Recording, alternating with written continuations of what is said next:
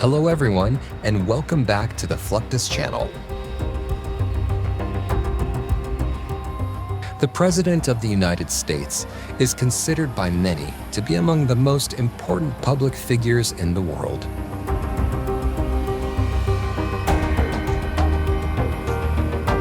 For this reason, the President's advisors cannot simply let their leader travel from place to place via commercial means.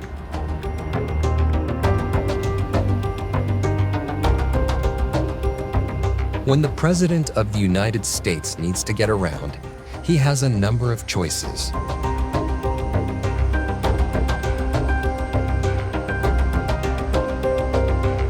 This level of caution underscores how the presidency is not just a leadership position, but also a symbol of national stability and continuity.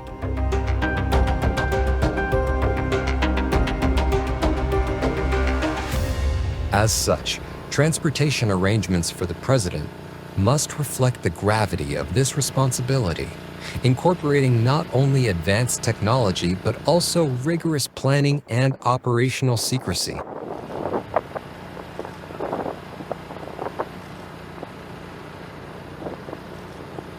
While the president's flying, Air Force One remains one of the safest places. However, Marine One helicopters undertake the arduous task of whisking the POTAs to an airbase where he can board Air Force One. On the road, the president travels in a vehicle dubbed the Beast.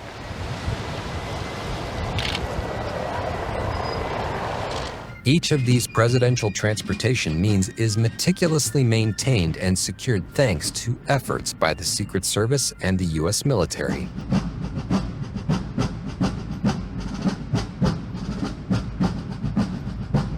Air travel provides the president the advantage of speed and efficiency, allowing timely responses to national or international developments.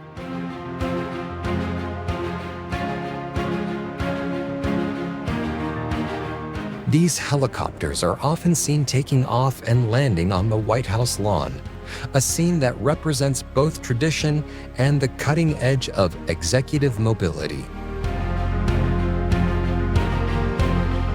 The presidential motorcade is a sight to behold. It is typically led by a number of motorcycle police officers responsible for clearing a path through traffic and ensuring the motorcade can proceed smoothly.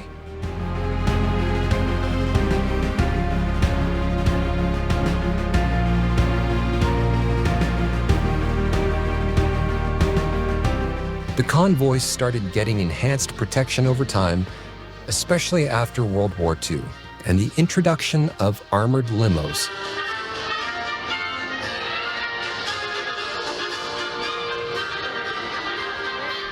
Flags waving and sirens blaring are a common scene in numerous ceremonial processions or demonstrations.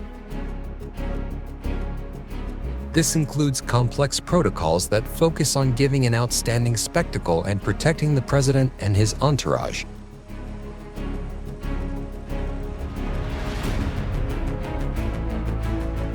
This protocol is defined and regulated by the Secret Service by being one of the main actors in the caravan when executing logistics and implementing security measures.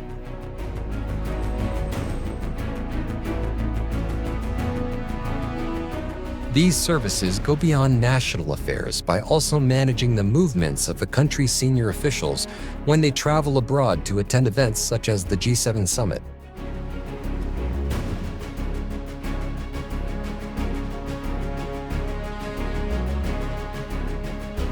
In those cases, the Secret Service has the Air Force at its disposal to transport its equipment and personnel. Heavy cargo, such as official vehicles or communication gear, is transported using specialized aircraft such as the Boeing C-17, a Globemaster III. This ensures that the equipment remains under constant surveillance and is protected from potential threats throughout the journey. In modern times, these limos are equipped with satellite phones, oxygen tanks, and even containers of the president's blood type to ensure survival in extreme scenarios.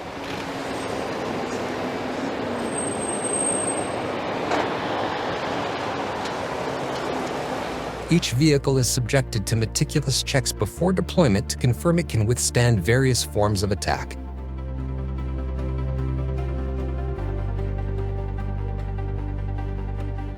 Whenever Air Force One lands on sovereign or foreign soil, the Secret Service and local law enforcement will implement a highly detailed set of processes.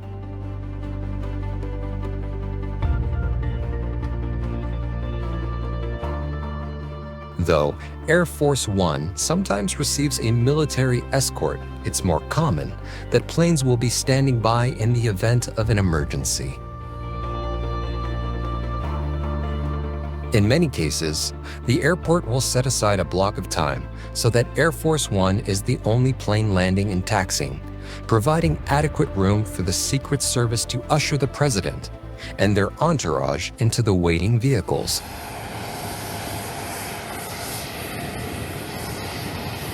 In any case, whether abroad or locally, the organization of the Presidential Motorcade follows a defined structure maintained by the Secret Service and other government members.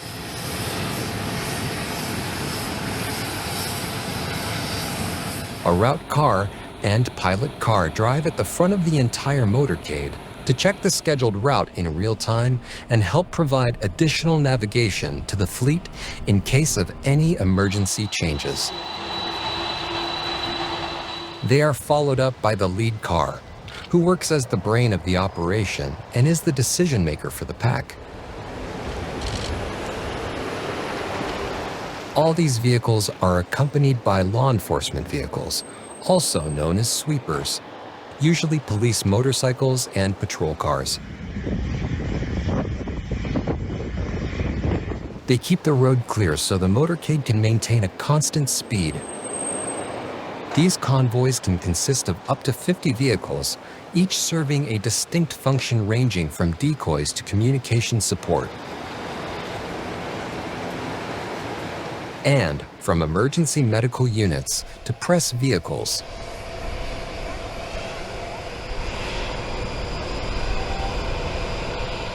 The sheer scale and coordination required demonstrate the importance placed on the president's secure movement.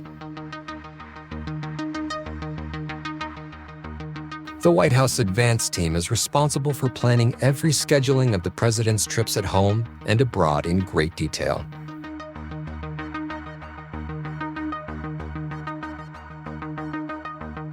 To achieve this, the team makes a survey trip, usually a month before the actual visit, to meet the foreign officials. A site survey is made to select all the potential locations the president could visit, creating the base schedule. Throughout this procedure, 13 to 15 White House agencies contribute to the plans, including communications, press, public liaison offices, and, as with any event involving the White House high-ups, the Secret Service. Once the president's travel itinerary is established, an advance team arrives at the locations to stay until the arrival of the main group. As a final procedure in the scheduling, the military office plans arrangements for Air Force One, the presidential helicopters, and the limousines, with the Secret Service establishing the motorcade routes. Thus, for these trips, one of the key pieces is Air Force One. Contrary to popular belief, the name Air Force One does not always refer to a specific plane. In fact, it is the official air traffic control call sign for any United States fixed-wing aircraft carrying the president. The history of this call sign goes all the way back to the 1930s, but did not come to include any specialized aircraft until 1943. That's when President Franklin D. Roosevelt began flying on a modified Douglas C-54 Skymaster known as the Sacred Cow. Post-war developments brought the use of jet engines, replacing piston-powered engines. With the arrival of jet airliners, Boeing became one of the main suppliers of presidential aircraft from the 1960s to the present. For example, the latest plane used by Air Force One is the Boeing VC-25, a heavily modified Boeing 747-200B, and is code-named SAM 28000. Still, among all the aircraft used as presidential transportation, one of the most emblematic is the historic SAM 26000. A modified Boeing 707 carried 8 presidents, from Kennedy to Clinton, and played an important role as a national symbol of the Cold War. Its iconic fuselage color design was developed by First Lady Jacqueline Kennedy and famous industrial designer Raymond Loewy. Its interior was equipped with all the necessary instruments for the president to carry his job while flying. The cockpit held storage spaces for equipment, including firearms and a safe for nuclear codes. A communication station allowed the president and other key figures to communicate globally, while its presidential galley was used as a catering area for the president and his staff.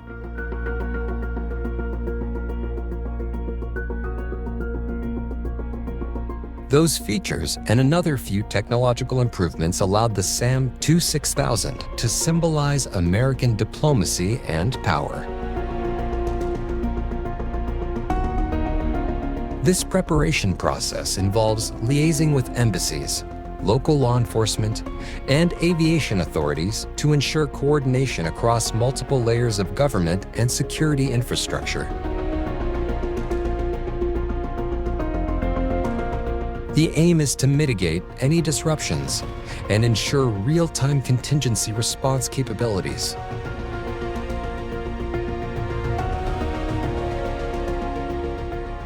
While Air Force One is the iconic symbol of the president in the air, it has not been the only means of air transportation used. Marine One is the call sign of any helicopter used to carry the president on short trips. The Marine Helicopter Squadron 1, or HMX-1, which was in charge of transporting the president and vice president using the Marine One. The first helicopters did not offer many advantages. However, the later versions became more useful. The latest aircraft can fly more than 150 miles per hour, featuring ballistic armor and anti-missile countermeasures. This is enhanced by their electromagnetic pulse protection in the event of a nuclear explosion.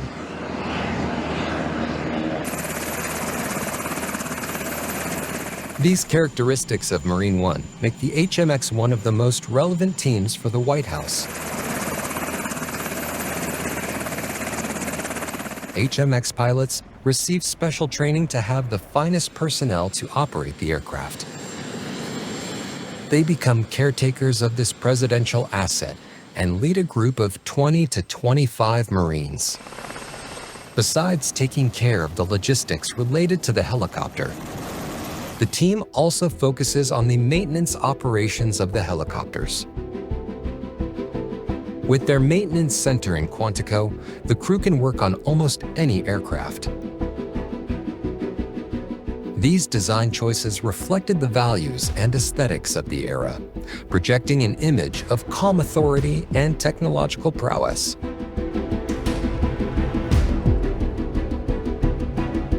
Even today, elements of that design influence the modern VC-25 aircraft, which continue to function as both mobile command centers and flying diplomatic embassies.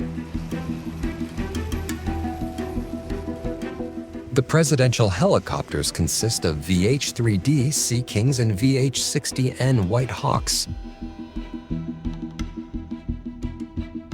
These helicopters are VIP versions of the Sikorsky SH-3 Sea King and UA-60 Blackhawk, respectively. V-22 Ospreys are also utilized to transport White House support staff, Secret Service, and media. Ospreys do not transport the U.S. president. These aircraft are also referred to as white tops because of their green and white livery. With these helicopters, the president can travel far and wide. Some visits include aircraft carriers. During presidential visits on aircraft carriers, the support staff, Secret Service, and other VIPs land first. Muster the Rainbow Sideboys is called when a distinguished visitor arrives by air.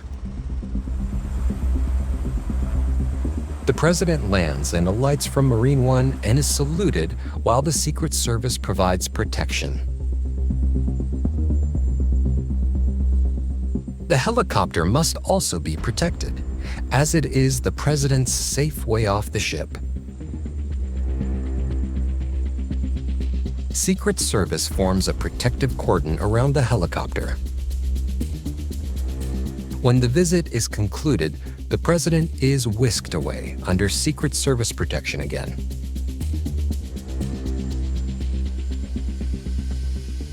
White tops rarely fly alone.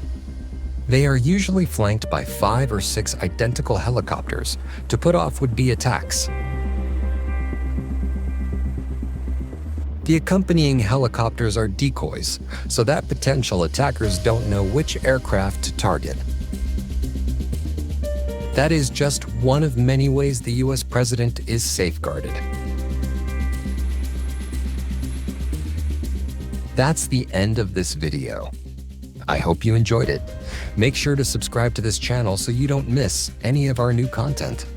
See you next time.